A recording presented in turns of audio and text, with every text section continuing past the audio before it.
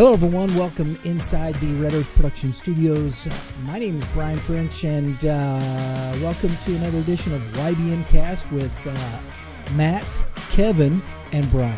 We gotta throw Kevin in there now, man. You know, he's there. He's right in the middle of us, right? It's not right here enough. So we appreciate you joining us. We got some good stuff, I think, to talk about here. Season is the youth season's winding down, but high school season's really kind of in its big part of it after finishing high school season. Matt, you're down there at Lake Point, Georgia, at the 17U National Championships. Kevin, you just finished up another event last week. Where were you at? You were at Creekside again, right? Correct. Yeah, I was watching the Super 15s, and tomorrow I'm heading off to watch the Super 16s, which is kind of the top end Midwest, upper Midwest baseball over at Creekside. So it'll be good. Hey, Kevin, have they built a personal bedroom for you up there yet? No, they still make me stay in a hotel. I should have my own sleeping quarters there at the park here by next year, I think. They'll name the park after you or something like that. I know. This is Kevin Mulder Field, and there is his bed in right field. Oh, man. So, hey, we want to finish up, though, here, the high school season. Matt, you guys just named the State High School Player of the Year. I'm going to let you take that away and kind of tell us a little bit about this young man. Yeah, Braden Lukart was our Missouri High School Player of the Year this year for PBR. Had a number of worthy candidates that we considered, and what pushed Braden over the top here, out of Lafayette High School in St. Joseph's, Missouri, we got a chance to see him down at the state tournament and led his team to a third-place finish. And, he had pitched them. He had the lead in the semifinal game and was forced out by the pitch count rule with the lead, and this team couldn't hold on. But basically, he had first-team all-state numbers as a pitcher and as a hitter. And when you combined them, it kind of pushed him over the top. He finished with about a 580 batting average, 14 doubles, a triple, homer, 34 RBIs, 15 stolen bases. And then he was also the team's number one pitcher, went undefeated on the mound, 4-0 with the save, had a sub-1 ERA, and 86 punch-outs on the season. So great season. Congratulations to him. Like I said, we had another couple great candidates in the mix, but when we looked at what he did for his team on both sides of the ball, we thought he was the most deserving candidate. Those are video game numbers. MLB The Show, you create your own guy, and that's what he does. Right. And Braden's heading to Oklahoma next year. So he was a senior this year, and he will be a freshman at OU next year. Wow. Well, good for him. Yeah, congrats, Braden. Wish you all the best at Oklahoma, and congrats on that. And they did. They played a good game in that third place game. We saw that. That was a good baseball team. Just a little short, right? But congrats. Yeah. So we also are gearing up. As I said, Matt's down there at the 17U National Championships. He has his team going there. You played last night. You're playing again today. You got 5 games in this pool here. A lot of good teams. I mean, I think it's what, A through Z on the pools, right? Or something like that, A through X. Yeah, I mean, I don't know exactly. It goes down to Z, but it's that's a lot of baseball teams. Typical major event. Yeah, it's a lot of. Well, they cut it off. They cut it off at a certain number. They could have easily probably had 300 teams here if they wanted to. Man, but they cut it off. And they're 5-team pools, aren't they? I think so, right? Yeah, 6-team pools. Six. Oh. Yeah, there's 16 pools, and I think there's 2 pools of 5. So you play cross pools. Yeah, like 1 game cross pool. 1 game cross pool. Okay. So there's a lot of teams at it, and considering you have Perfect Games WWBA 17U the week prior, and then the week before that was PG Elite's Hoover event. There's some teams have been down here for 3 or 4 weeks, right? Yeah. My goodness. Yeah. Me personally, no. There's kids we've got kids that have been down here the whole time. Just rent a condo down there, man, and stay. Right? That's all you need to do. But a couple weeks. But they do a good job. PBR does a really good job. It's a good event. It's a great facility. If anybody's never been to Lake Point, you should go. It's very similar to, it's not like Grand Park, but it's got the 2 quads like Grand Park has. So it's easy for college coaches to get around. There's a ton of college coaches walking around, all different levels. And PBR does a good job. And if you've never been, you should go, because you get all the stats on the board. You get your exit velo, your pitching velo, all that's on the scoreboard. Kevin, you've been, I'm assuming, to Lake Point. Yeah, many a time. So, and I have been prior, but it's a great place just because you can literally, a coach can just go from here, see everybody, spend a couple hours, and then walk to the other quad, do the same thing, kind of like at Grand Park. But Lake Point, I think, is just on a different level with the little seating they have, the scoreboard, stats. It's just. I think it's the best amateur baseball venue in the country in terms of like a tournament. I'm not saying it's certainly there's better single stadiums and all that, but for running I would agree with you setup wise. Yeah, 100%. Yeah. Top amateur baseball complex in the country. Yeah.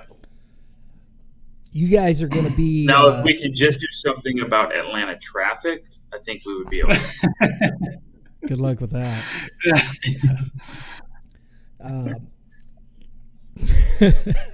Caught you off guard there, Brian. Well, the first time I drove in traffic after I got my driver's license, we were coming out of Florida, and I'm 16 driving through Atlanta in construction. It wasn't fun, man. And you got your dad right there. You know, it's one of those experiences. So I understand. That's been a few moons ago, but nonetheless, we got you guys, Kevin, going in 2 weeks with the Futures Games. And these are 2023 kids, correct? Mostly, yeah. 95% of them are 2023s. We bring a very small amount of 2024s on occasion. It's the best uncommitted players from the state of Missouri. And then we'll match up with, every state will bring their own representatives, but you have to be uncommitted. So if you're committed, then you don't come to the event. Okay. So it's a college coaches kind of, creates a feeding frenzy for these college coaches, because every player they lay eyes on is a guy they can theoretically go after. Right. So I'm looking at your 2023s right here, and let's take a look just at the top, some of the top 10. Nazan Zanatello, he's not going to be because he's committed, but you got right at the top is Adam Hackman going to be on the roster. So Adam was a part of the team last year, and I know he is relatively close to making a decision in his recruiting process, and that has been the who's who of schools. You name a top 10 school, and they've probably offered him. So he is not going to attend the event this year. He was with us last year. He wanted to leave his spot for another player, which I think was admirable. I kind of right off the bat, our guys that we have coming with us, the pitching staff is going to be Will Lippert, who you guys got a good look at in the state tournament for Blair Oaks. Had a great game there. Seth Bennis, which should ring a bell, that last name, is a going to be a good right-hander. Will Moore out of Ladue. Cameron Poe out of CBC. Kai Bennett from the Kansas City area. Wyatt Brown, who led the St. Louis area in strikeouts. Afton kid. Jackson Downing, another Kansas City kid. Tanner Paschke has a big arm. So that's our and Bryson Naputi from CBC. So that's our pitching staff right there. Yeah, and we're excited about our group, though. Got a good team put together to represent the state. So when is that, Kevin? July 28th through the 31st, right? Correct. Yeah, the 28th we run a pro style workout with every player at the from the country at the event. Now we break it up into pods, and we'll work out with a couple different states together. So if you're a coach, you kind of regionalize it so you can go watch Missouri and Illinois and Arkansas. They'll work out together, for example, or whatever. But yeah, we'll do a workout basically the entire day with all the kids, and then we start our games on Thursday, and we play Team Louisiana on Thursday at 5 p.m. Then we play Texas on Friday, and we play Arkansas on Saturday. So we're excited about it. Yeah. Now, are you coaching this team, Kevin? So I have, I'm smarter than that. I went out and hired, we went out and got the best coach, one of the best coaches. I guess I should stay safe politically here. That's true. One of the best coaches, Tony Perkins, who's won National Coach of the Year and multi-state champion. So he has coached Team Missouri for quite a while now, well before I was at PBR. And so he's our coach, and I kind of GM it.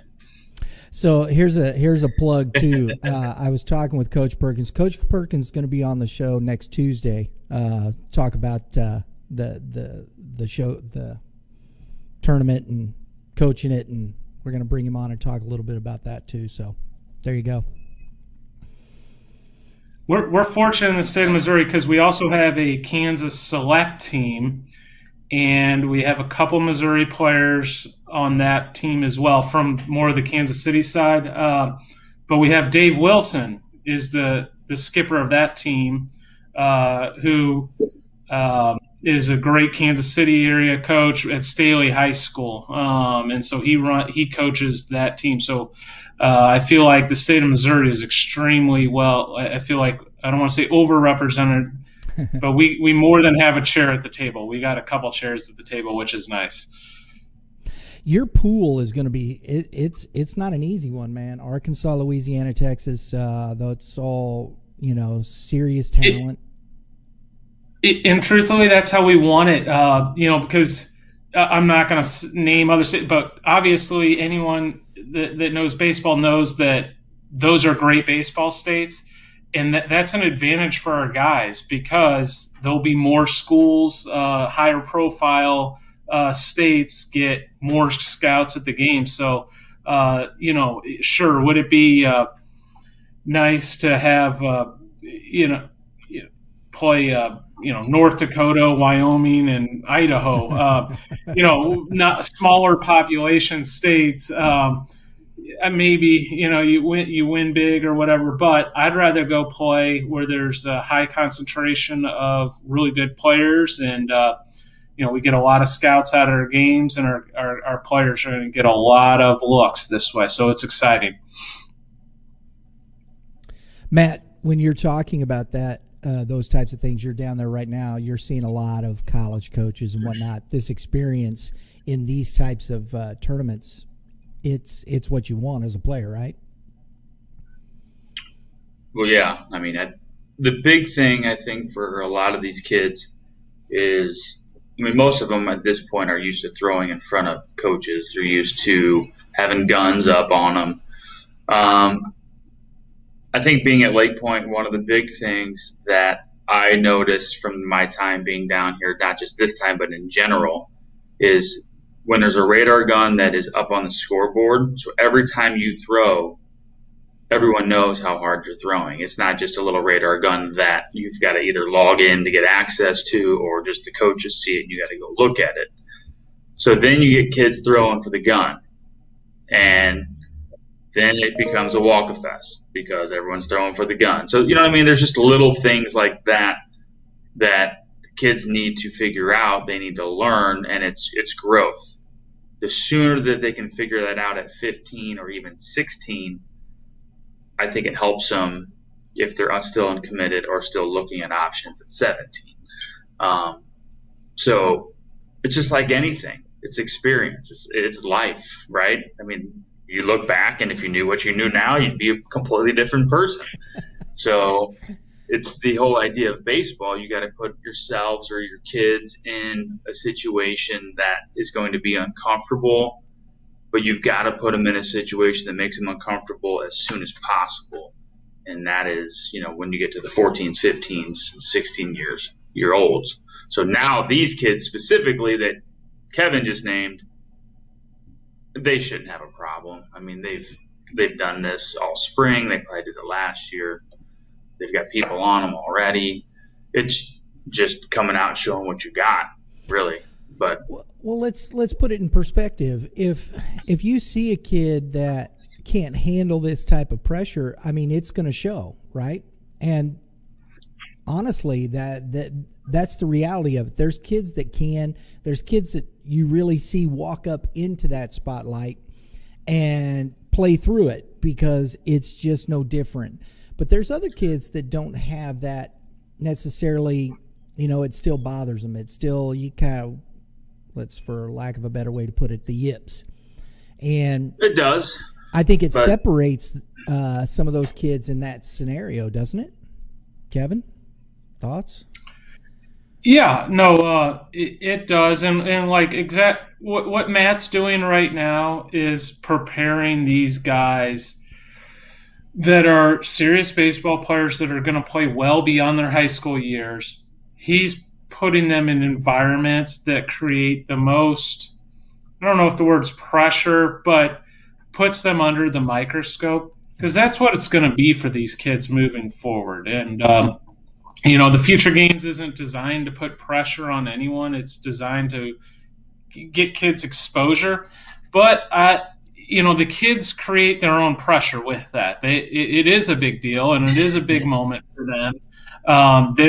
There will be kids that literally walk out of there with scholarship in hand, not literally in hand, but verbal offers and whatnot. And we've seen the future games propel guys onto their college careers, and a large number of the first rounders on Monday was it Sunday? Played at the future game. So it's, it is a major event, and the more you can get a kid accustomed to being watched and having eyes on them and poked and prodded and radar guns and people asking them questions, and they're watching everything they do, how hard they run down the line, how they react to poor calls, how they walk out, to the parking lot, how they interact with their teammates. These kids are under the microscope the entire time they're at the complex, and the coaches love it because they get a pretty up close look at the kids, and we do everything they ask to, so they get the full look at them. So it is a great event, and we make it as player friendly and coach friendly as we possibly can. There's a couple things that to go off of what Kevin said. To give some of these people an example, I've had, 8 or 9 guys come up to me asking me about a certain kid, a pitcher. And one guy said, I've seen him be successful. I want to see him be unsuccessful, see how he reacts to being unsuccessful. Yeah. Which, again, goes back to what Kevin was just stating. They watch him run, bad calls. How do they act? Are they throwing bats? Are they, whatever, right? It's everything. Another thing is, like the future games, for example, say these kids get an offer, verbally commit, great. they still need to do events like this because this is where they're heading. So you've got to keep doing them to get this experience, to continue to get this experience. So when you walk in as a freshman, you've been doing this for 2 or 3 years. We've got a kid that's committed to Florida. He told me flat out, I want to play in these events because I need to get ready for Florida. And hands down, that's it. He goes, I need more eyes on me. I just want to get ready for college. That's the concept. That's the idea. Now it's future games. You're uncommitted. People are on you. Okay, now I commit. That doesn't mean you go play for Joe's Crab Shack down in, Podunk, Missouri, and just chill for 2 years. You know what I mean? You have to still go compete. You still have to be in that atmosphere and play against guys that you're going to play against in college. Otherwise, they pass you up. Or the school's going to look at you and say, you're not doing any of this stuff. You're getting worse. I'm pulling whatever our offer was. Guys, we've been talking for the last few weeks about competition, about AA, AAA in these lower youth levels. What does that mean? What are parents really understanding about these things? Clubs, tournaments, all of this, because it's you have so much of these younger players looking at this stuff. I'm on this AAA team. Well, but are you a AAA player, and what does that mean, and what are those things? And I think this becomes the thought process here as parents are listening to what you guys are talking about. Where are you putting your child? Are you putting him in the best competition at his skill level, still challenging the child, but making sure there is success and failure. They go hand in hand, wouldn't you say? Are you asking me or are you asking Kevin? Both of you guys, whatever Kevin, you want to do, jump in there. Sorry, guys. Yeah, I always talk about everyone needs to run their own race. You see that especially at the high school level where, there's going to be the one special talent, the one freshman, that's going to be committed super early. And then you get the guy, we'll take Nick Moten, for example. It really didn't come completely together for him until his senior year. And he gets all sorts of draft interest and ends up getting a great deal at Arkansas. And that was great for him. And then it was also great for Carter Jensen, who was committed to LSU for, forever. So 2 different examples, 2 kids got to where they wanted to be, but just 2 completely different timelines. And, that 8th grader, and we do a Junior Future Games event as well for partly this reason, is to get the guys exposure so they get to see what they're heading into. But whoever the best 8th grader is, the best 7th grader, there's a high chance that kid won't be the best player come senior year. That kids develop physically differently. Some kids get hungry.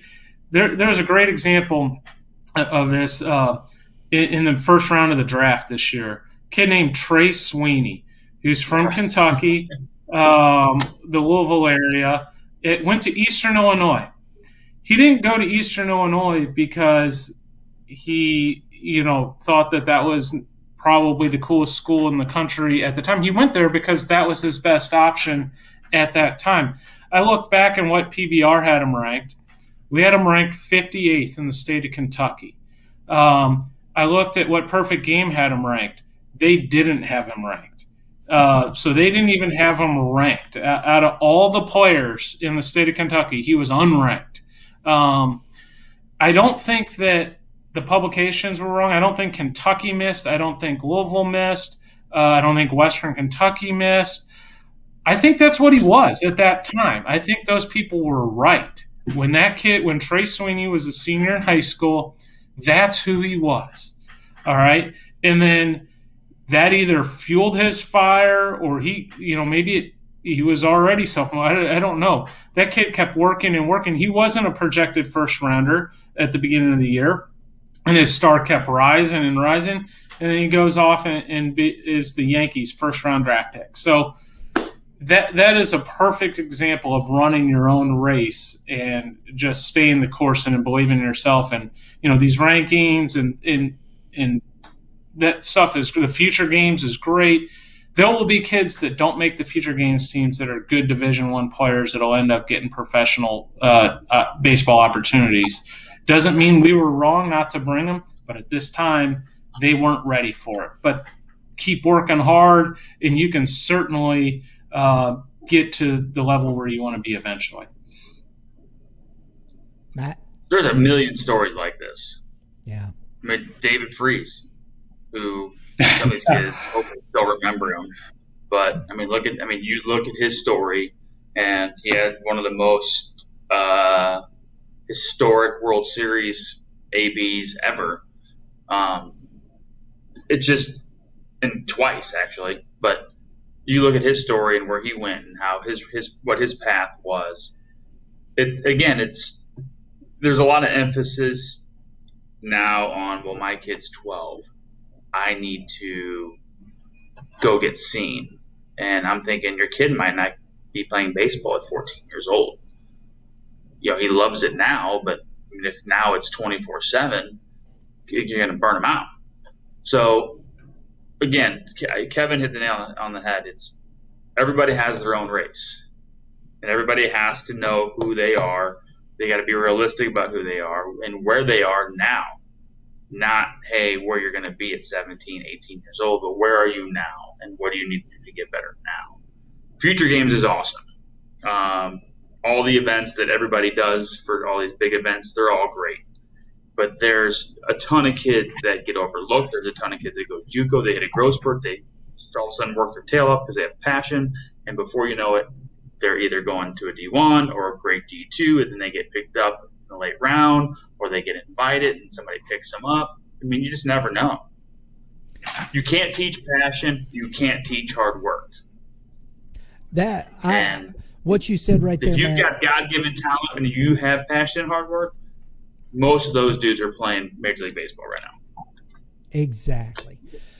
Guys, I wanna finish up this discussion here because we are getting ready. You're getting ready for the Future Games. There's a lot of kids going to be going. You've got what? How many kids on the roster? 18? Do you have that many? We got about 22 guys. 22 guys. Got a couple two-way pitchers. Are they all 23s? This year, all of our players are 23s. We had one guy who we invited that was a 24, and then we had to replace him because he committed to Mizzou. So once you commit, you don't get to come to the games, which is perfect. It's Christian Bobson, a right-handed pitcher out of the Kansas City area, a big 6'4" kid that's already been up to 87 or 80. So we invited him as our one freshman, and he committed, and which is phenomenal. That's great, and that the rest of our guys are all 23s. So when we're looking at this and we're talking, and I always try and gear these things, and I'm hoping parents are watching and listening to you guys because it is important to understand these things as you're walking up that. I see so many 8, 9, 10-year-old teams and the coaches, parents losing their minds and stuff. And and I shouldn't say it that way because I don't mean it bad in certain respects. Yeah, you do. Because it's great. People are having fun. Teams bat 9 playing 9. That's how bad it's gotten.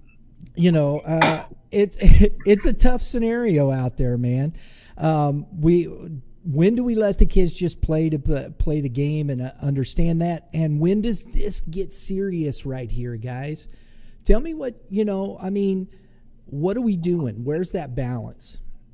When does it get serious? I think that also goes back to each kid's different.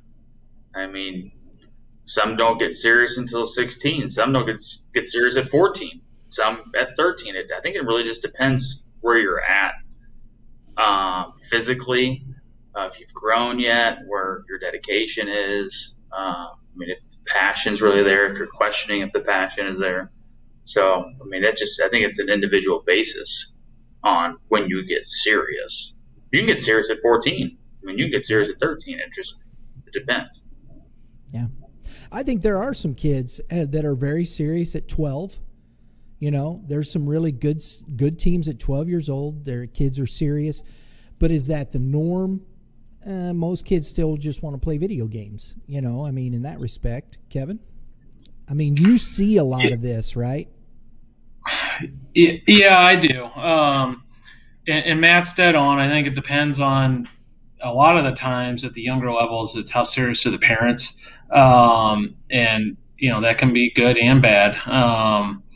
So every kid is different. And I don't think there's a right or wrong answer. I think, you know, from a parent's standpoint, you just have to have a good feel for where your kid is at and what's appropriate for them at the right time. Because I don't think there's a right answer. I don't think there's a wrong answer on this, other than I think you need to address what your kid's needs are. You know, and sometimes sometimes it's good for your kid to have a bunch of success, and sometimes you need to get him to a spot where he's going to get challenged and, you know, maybe experience some failure and, you know, not necessarily be the all-star and whatnot. So it's a fine balance to find. I agree. And these are the things that we've been talking about. And I hate these lumping of this. Parents are the problem. Coaches are the problem. Tournaments are the problem. This is the problem. You know, their only problem is somebody acting like a fool. That's the biggest problem. And I will say that. I mean, that's an honest assessment. Parents have to have those serious conversations with their children. You know, at these, you get into that 11, 12, are you really wanting to play? And watch the child, see if he has the passion. If you're in a club, talk to the coach, talk to the directors. What are you seeing? And listen honestly as a parent. If you think your child is really wanting to go to that length, there's some conversations that have to be had. If you see your kid playing video games more than he is swinging off the tee, I think there's an issue. Correct? Well, I mean, not an issue. No, not an issue, but right. I'll rephrase. I don't think they have the passion to play to work at the game as maybe another kid. We'll put it that way. Yeah, I would agree. But, I mean, there's a lot of kids that play a lot of video games and have passion. But you just got to get your work in, you know what I mean? You got to get your work in. You know, and get your work in and then go play video games. There you go. And I agree. How many kids put in 250 swings a week? Do you put in that 500 swings a week? I heard Larry Bird say one time that the reason he worked so hard is, he said, I always believed that Magic Johnson was putting up 500 shots a day, so I had to go out and get 500 shots a day. And I mean, and that's the level of competition and competing. If you're going to compete at an elite level, and when you're talking about future games, when you're talking about Division I, even to Division II, every level is a step up. It becomes more competitive, more elite. Cream rises to the top. That's what they always say. So when you're talking about that doesn't always mean that you don't have talent, but the old saying, right? Hard work beats talent when talent doesn't work hard. And I believe those things. I really do. There's a lot of guys. David Eckstein, does anybody remember the World Series MVP that had no athletic ability whatsoever? I mean, this guy, let's be honest. It's true. And he would even say it. The guy was a stiff, but he was a great shortstop for the Cardinals in his time, and where he was World Series MVP, worked his butt off. And I know these are few and far between, but that's the comparison. And I always put it to this, and I'm going to say power plus attitude equals performance. We all know that power is knowledge, but if you can't apply that knowledge with the proper attitude, your performance is not going to be good. And that's as simple as it gets. It's a very basic equation, and these are things that I think people have to understand, and if you can put those things in place in your life, it will help you in your whole life, beyond college, beyond a sport, beyond anything. And this is the point of it. We talk about baseball being life lessons. Well, let's start putting together the life lessons and enjoy the game as we move along. My 2 cents. Maybe as a penny. Absolutely. So, guys, last word. Anything, Matt? What you got? You guys looking to go undefeated, right? Well, I mean, that's every time you play, right? So who you got Who you got today? Who's on the schedule for today? We play Wow Factor. They're out of, I think, Nashville. Nashville. Very good. Yeah, I think that's where they're from. I think over there somewhere. Feel pretty good about that. Of teams, so I'll let you know tonight. True coach's answer. You got talent on both sides. It's just who shows up and who's on the mound pounding the zone. Very good, very good. Makes a difference. Kevin, you're kind of slowed down this week, right?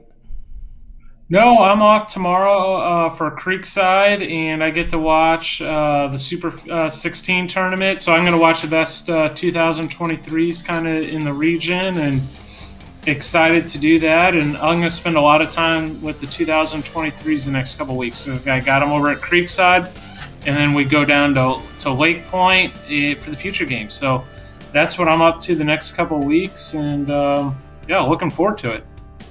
Folks, if you want to follow Kevin on Instagram, it's at PBR Missouri. He's going to be, I'm sure, video after video, keeping everybody updated on what's going on there. If you want to follow what's going on with Matt down there at the 17U Nationals, just go to PBR, prepbaseballreport.com. You can check out the tournament there. Looking forward to talking to Coach Perkins next Tuesday about this 2023 team and his thoughts on that as they go down there. So don't miss that. Guys, we hope you've enjoyed the show. Look, I appreciate Kevin and Matt, both you guys, honestly. I love the conversation and what you bring to the table and what you're talking about. I hope parents, as you're watching, players, as you're watching, pay attention to what these two guys are saying. They've been doing it for a long time. They've been putting people in these places for a long time. So we hope you enjoyed it. Guys, thanks a lot again. Appreciate your time. Yep, Thank you. Thanks, Kev. Good luck today, Matt. Thanks. Everybody have a great day in the Lord, and all you pitchers, keep throwing strikes, and you hitters, Hit them where they ain't. it's good advice. We'll see you next time.